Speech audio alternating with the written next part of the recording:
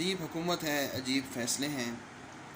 کبھی کہتے ہیں کہ تحریک لبیک پاکستان قلعتم ہو چکی ہے، کبھی کہتے ہیں کہ ٹی ایل پی تحلیل ہو چکی ہے، کبھی کہتے ہیں کہ سپریم کورٹ فیصلہ کرے گی، کبھی کہتے ہیں کہ اینٹی ٹیررزم ایکٹ جو ہے 1997 اس کے تحت وفاقی وزیر داخلہ فیصلہ کریں گے. بہت ہی عجیب سچویشن پورے ملک میں چل رہی ہے. ہم نے بہت عرصے بعد ایسے کنفیوز حکومت دیکھی ہے، اور میں تو شکر کر رہا ہوں کہ کہیں لال مسجد کا واقعہ نہیں دہرایا گیا، کیونکہ پرویز مشرف جو ہیں انہوں نے ایسی ذلیل حرکت کی تھی لال مسجد والی.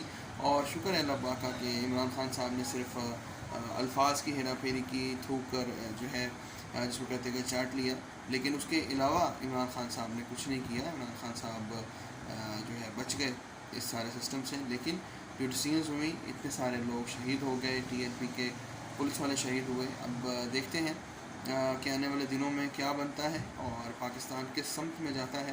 کوئی سمت ہوتی بھی ہے کہ نہیں ہوتی، یہ ایسے ہی بس.